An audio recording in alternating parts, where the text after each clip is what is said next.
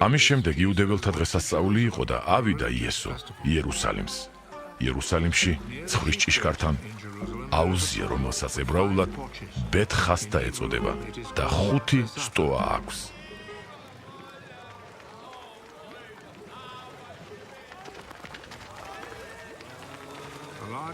იქ იწვა ძალიან ბევრი სნეული, ბრმა, ხეიბარი და ჩამომხმარი, რომლებიც წყლის ამღვრევას ელოდნენ.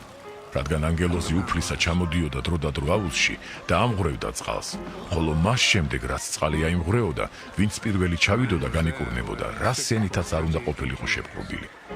აქ იყო კაცი 38 წლის ტანჯული თავისი სნეულებით. იესო მიხილა იგი მწოლარე და შეატყო, რომ უკვე დიდი ხანია სნეულია. უთხრა: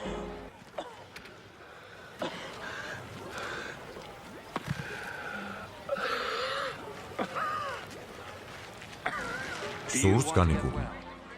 ავადმყოფმა მიუგო. უფალო, კაცი არ ამყავს წყლის შემღვრევისას რომ ჩამიშვას აუზში.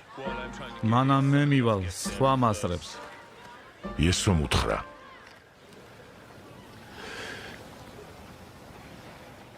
ადექი. აიღე შენი სარეცელი და გაიარე.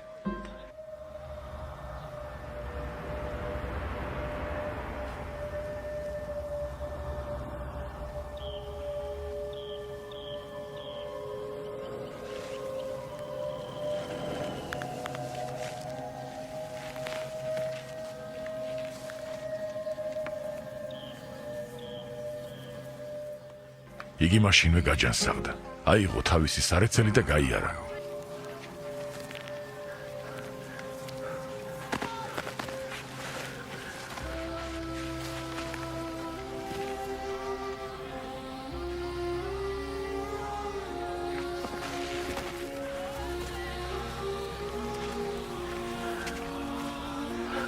He picked up his mat and started walking.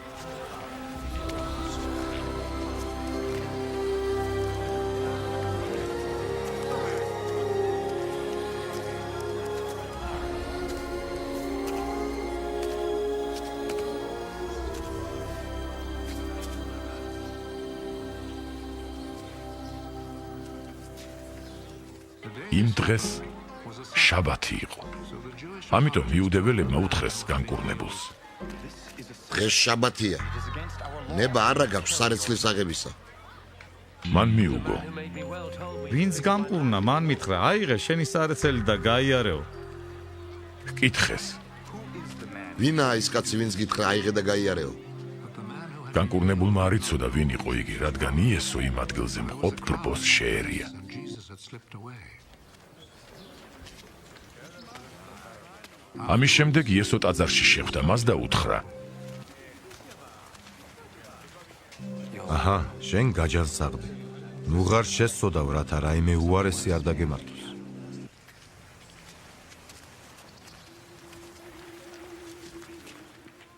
ის კაცი წავიდა და იუდეველებს უთხრა, რომ იესოა მისი განკურნავი.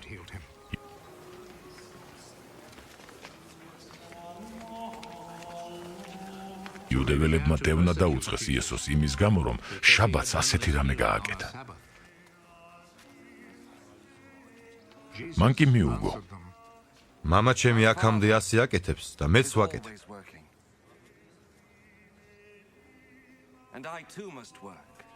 ამიტომ იუდეველებმა მით უფრო დაუწყეს ძებნა მოსაკლავად, რადგან არა მარტო შაბათი გატეხა, არამედ ღმერთს საკუთარ მამად იხსენებდა და თავს ღმერთს უტოლებდა.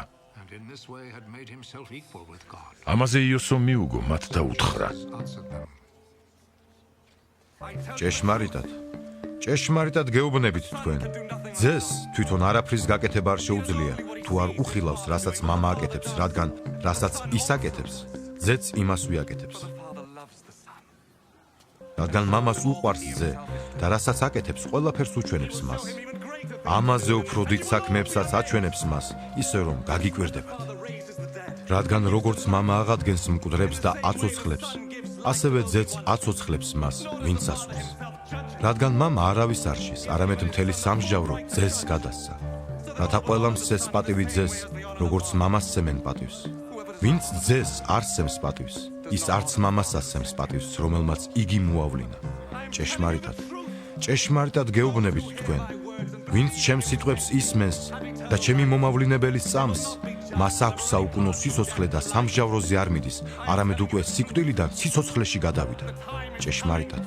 ჭეშმარიტად გეუბნებით თქვენ, მოდის ჟამი და უკვე დადგა კიდეც, როცა მკვდრები მოისმენენ ღვთის ძის ხმას და მსმენელნი გაცოცხლდებიან. რადგან როგორც მამას აქვს სიცოცხლე თავის თავში, ასევე ძესაც მისცა, რათა ქონდეს სიცოცხლე თავის თავში. სამართლის გაჩენაშიც ხელმწიფება მისცა მას, რადგან კაცის ძია იგი. ნუ გაიკვირვებთ ამას, რადგან მოდის ჟამი, როდესაც ყველანი, ვინც სამარხებში არიან, მის ხმას მოისმენენ. კეთილის მოქმედნი სიცოცხლის აღდგომისთვის გამოვლენ. სიავის მქმნელნი კი სამჟავროს აღდგომისთვის.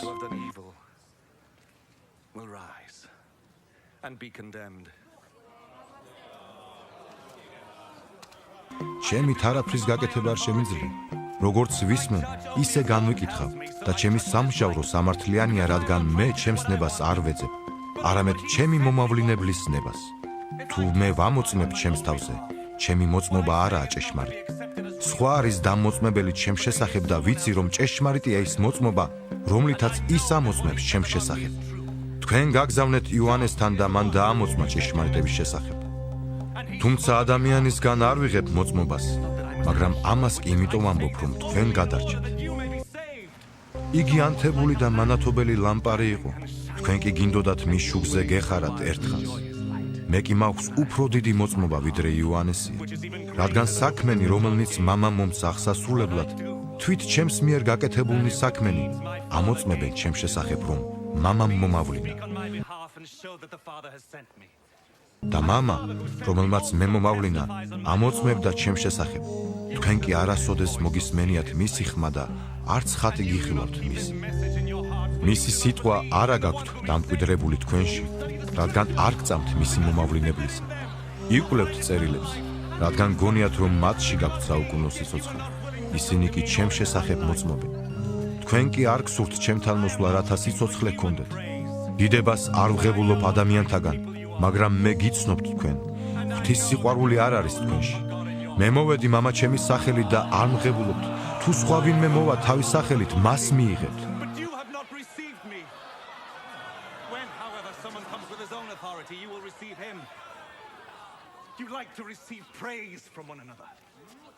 როგორ შეგიძლიათ ვირწმუნოთ, როდესაც ერთი მეორისაგან ღებულობთ დიდებას, ხოლო დიდებას ერთადერთი ღვთისაგან არ ეძებთ.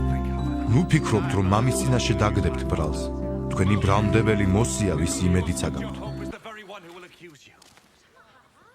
რადგან თქვენ რომ მოსესი გწამდეთ, მეც მიწამებდით, ვინაიდან მან დაწერა ჩემს შესახებ. ხოლო თუ მისი დაწერილისა არ აგწამთ, როგორ იწამებთ ჩემს სიტყვებს?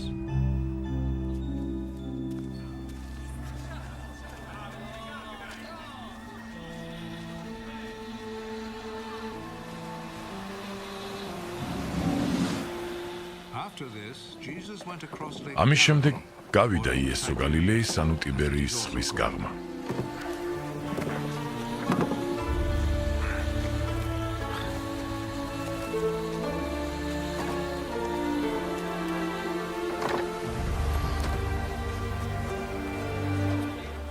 უამრავი ხალხი მოჰყვებოდა, რადგან იხილეს სასწაულები, რომლებსაც ის ახდენდა ავადმყოფებზე.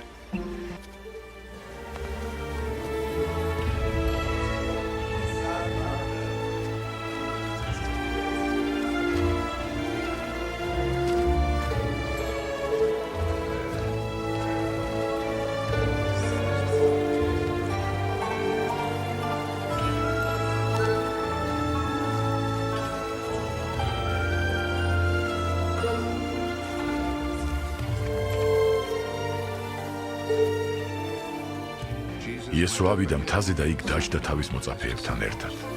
იუდეველთა დღესასწაული პასექი ახლოვდებოდა.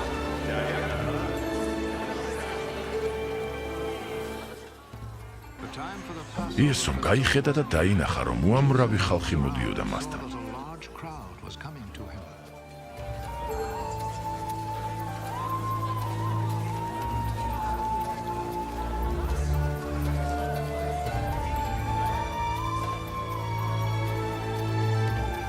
ფილიპეს უთხრა. სად ვიყიდოთ პურები ამათ რომ ვაჭამოთ? ამას გამოსაცდელად ეუბნებოდა, თვითონ კი იცოდა, რასაც მოიმოქმედებდა. ფილიპე მიუგო. 200 დინარის პური არ ეყოფათ, რომ თითოეულ მათგანს ცოტაოდენი მაინც ერგოს.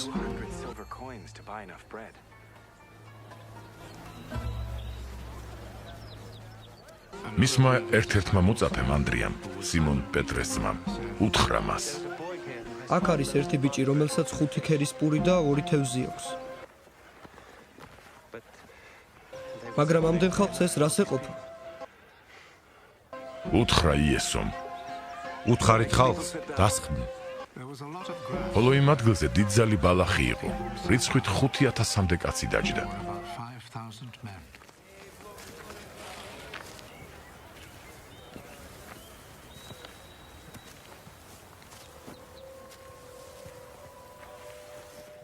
იესომ აიღო პურები. მადლი შესწირა და ჩამოურიგა.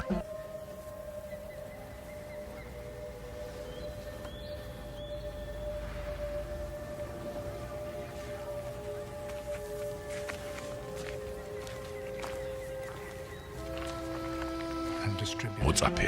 მოწაფეებმა კი იქ მოსხდომთ.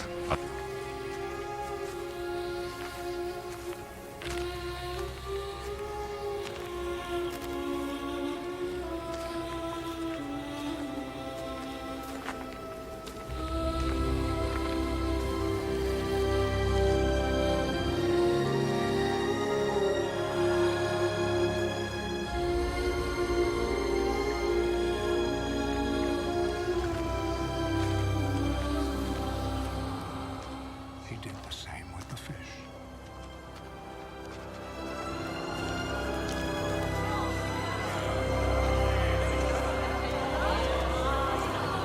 And they all ასევე თევზიც, ვისაც რამდენი უნდოდა. wanted.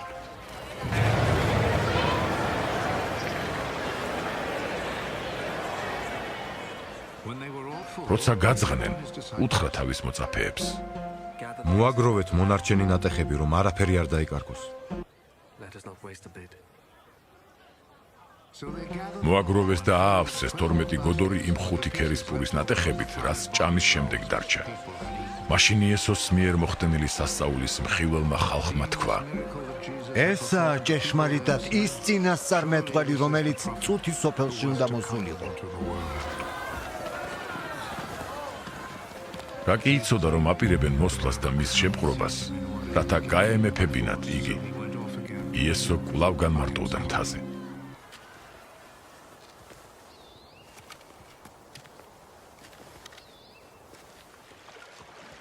როდესაც მოსაღამოვდა, მისი მოწაფეები ზღვაზე ჩავიდნენ, ავიდნენ ნავზე და გაემართნენ ზღვის გაღმა, კაპერნაუმისკენ. night came on. ჩამობნელდა და იესო ჯერაც არ მისულიყო მათთან. By then, ძლიერი ქარი ამოვარდა, blowing ზღვა ახელდა. up the water.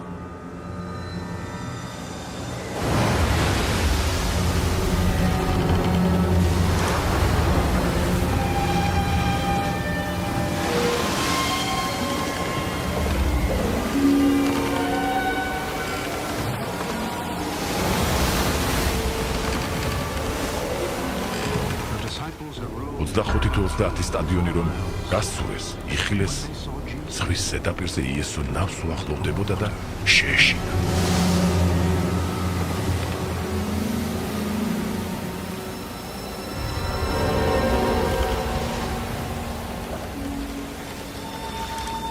Coming near the boat, and they were terrified.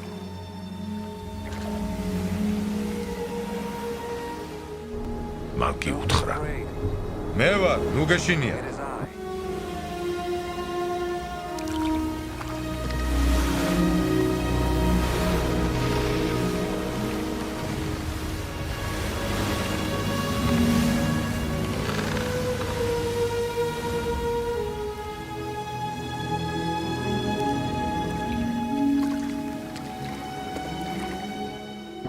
უნდოდათ ნავზე აეყვანათ იგი და Took him into the boat.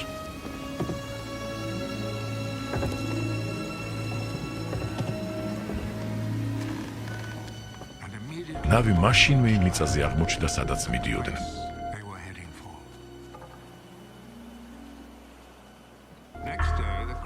მეორე დღეს ზღვის გაღმა მდგომმა ხალხმა დაინახა, რომ იქ სხვანავი არ იყო, გარდა ერთისა, რომელშიც მისი მოწაფეები ჩასხდნენ და რომ არც იესო ჩამჯდარა ნავში თავის მოწაფეებთან ერთად, არამედ მხოლოდ მოწაფეებმა გასცურეს. სხვანავებიც მოვიდა ტიბერიიდან იმ ადგილის მახლობლად, სადაც ჭამეს პური მას შემდეგ, რაც უფალმა მადლი შესწირა. რაკი დაინახა ხალხმა, რომ იქ არც იესოა და არც მისი მოწაფეები ჩასხდნენ ნავებში და მივიდნენ კაპერნაუმს იესოს საძებრად.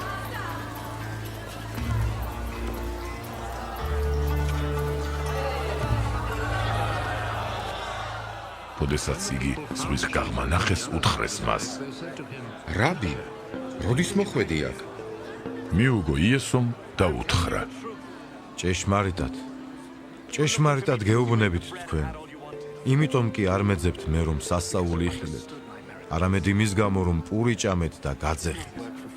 ნუ ირჯებით ხრწნადი საზრდოსათვის, არამედ იმ საზრდოსათვის გაისარჯეთ, რომელიც რჩება საუკუნო სიცოცხლისათვის, რომელსაც კაცის ძე მოგცემთ თქვენ, რადგან მას დაასვა ბეჭედი მამა ღმერთ. უთხრეს მას: როგორ მოვიქცეთ, რომ ღვთისმსაქმენი ვაკეთოთ? მიუგო იესომ და უთხრა მათ: ესაა საქმე ღვთისა, რომ ირწმუნოთ იგი, ვინც მან მოავლინა. ამაზე უთხრეს მას: რა ნიშანს იქნა, რომ დავინახოთ და გერწმუნოთ? რას მოიმოქმედებ? ჩვენი მამები მანანას ჭამდნენ უდაბნოში, როგორც დაწერილია. პური ზეცი და მისცა მათ საზრდოდ. უთხრა მათ იესომ: ჭეშმარიტად გეუბნებით თქვენ, მოსემ კი არ მოგცათ პური ზეციდან, არამედ მამა ჩემი გაძლევთ ჭეშმარიტ პურს ზეციდან, რადგან ღვთის პური ისაა, რომელიც ზეციდან ჩამოდის და სიცოცხლეს აძლევს სუთი სოფელს. მაშინ უთხრეს მას: უფალო, მუდამ მოგვეცი ეს პური. იესომ უთხრა: მე ვარ პური სიცოცხლის. ჩემთან მომსვლელს არ მოშივდება და ჩემს მორწმუნეს არასდროს მოსწურდებ. მე კი გითხარით, რომ კიდევაც მიხილავთ, მაგრამ არ იწამებ. ყველაფერი, რასაც მამა მაძლევს, ჩემთან მოვა.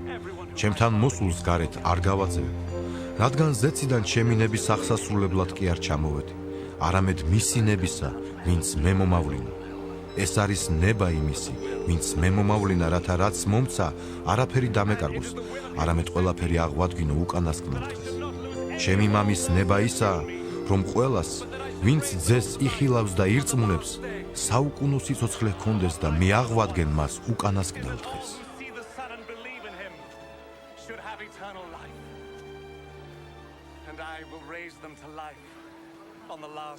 იუდეველები დრტვინავდნენ მის გამო, რადგან თქვა: მე ვარ პური ზეციდან ჩამოსული.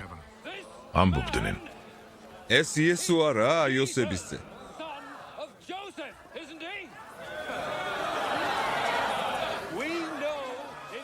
რომლის მამას და დედას ვიცნობ. როგორ ღამბობს ზეციდან ჩამოვედიო?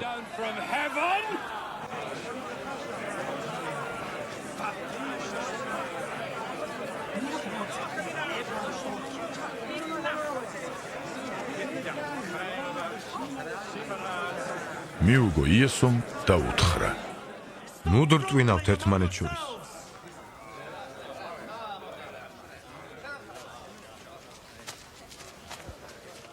არავის შეუძლია ჩემთან მოსვლა, თუ იგი მამამ, ჩემმა მომავლინებელმა არ მოიყვანა. მე მას აღვადგენ უკანასკნელ დღეს.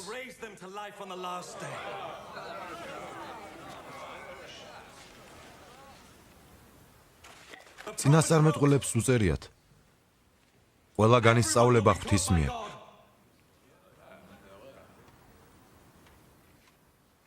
ყველა, ვინც უსმენს მამას და სწავლობს, ჩემთან მოდის. ისე კი არა, თითქოს ვინმეს ეხილოს მამა, გარდა იმისა, ვინც ღვთისგანაა, მხოლოდ მან იხილა მამა. ჭეშმარიტად გეუბნებით თქვენ, ვისაც შემისწამს, მას საუკუნო სიცოცხლე აქვს. მე ვარ პური სიცოცხლისა. თქვენმა მამებმა ჭამეს მანანა უდაბნოში და დაიხოცნენ. ეს არის პური, ჩამომავალი ზეციდან, რათა კაცმა შეჭამოს იგი და არ მოკრეს. მე ცოცხალი პური ვარ, ზეციდან ჩამოსული. ვინც ამ პურს შეჭამს, საუკუნოდ იცოცხლებს. პური, რომელსაც გავცემ, ხორცია ჩემი, რომელსაც უთისოფლის სიცოცხლისათვის გავწე.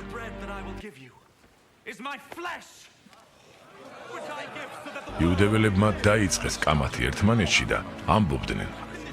როგორ შეუულია თავისი ხორცი მოგცეს საჭმელად? იესომ უთხრა მათ. ჭეშმარიტად გეუბნებით თქვენ, თუ არ შეჭამთ ხორცს და არ შესვამთ კაცის ზის სისხლს, არ გექნებათ სიცოცხლე თქვენში. ჩემი ხორცის მჭამელს და ჩემი სისხლის შემსმელს საუკუნო სიცოცხლე აქვს და მე მას აღვადგენ უკანასკნელ დღეს. რადგან ჩემი ხორცი ნამდვილი საჭმელია და ჩემი სისხლი ნამდვილი სასმელი. And I live in them. The living Father sent me. And because of him I live also. ჩემი ხორცის მჭამელი და ჩემი სისხლის შემსმელი ჩემში რჩება და მე მასში. როგორც მე მომავლენა ცოცხალმა მამამ და მე მამით ვცოცხლობ, ასევე ჩემი მჭამელი ცოცხლებს ჩემით. ეს არის ზეციდან ჩამოსული პური. ისეთი კი არა თქვენმა მამებმა რომ ჭამეს მანანა და დაიხოცნენ. ამ პურის მჭამელი საუკუნოდ იცოცხლებს. ამას ამბობდა სინაგოგაში, როცა კაპერნაუმში ასწავლიდა. ბევრი მის მოწაფეთაგანი ამის მოსმენისას ამბობდა. მძიმე სიტყვა. ვის შეუძლია მისი მოსმენა? იესომ იცოდა, რომ მისი მოწაფეები ბუზღუნებდნენ თავისთვის ამის გამო და უთხრა მათ. ეს გაცდუნებთ თქვენ? თუ კი იხილავთ კაცის ძეს იქ აღმავალ სადაც წინად იყო. სული ცხოველმყოფელია, ხოლო ხორცი უსარგებლო. სიტყვები, რომლებიც გითხარით, სულია და სიცოცხლე. მაგრამ თქვენ შორის არიან ისეთებიც, რომელთაც არ სწამთ.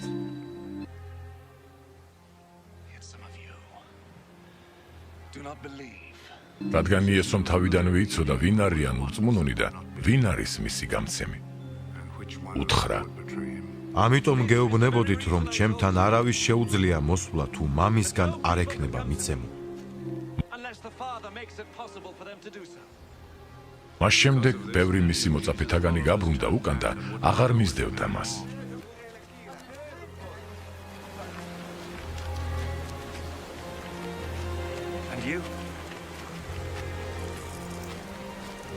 მაშინ იესომ უთხრა თორმეტს. თქვენც ხომ არ გინდათ წასვლა?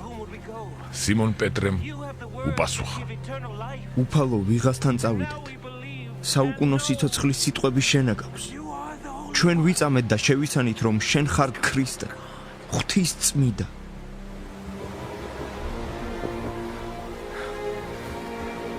მიუგო იესომ. 12 არ აგირჩიეთ?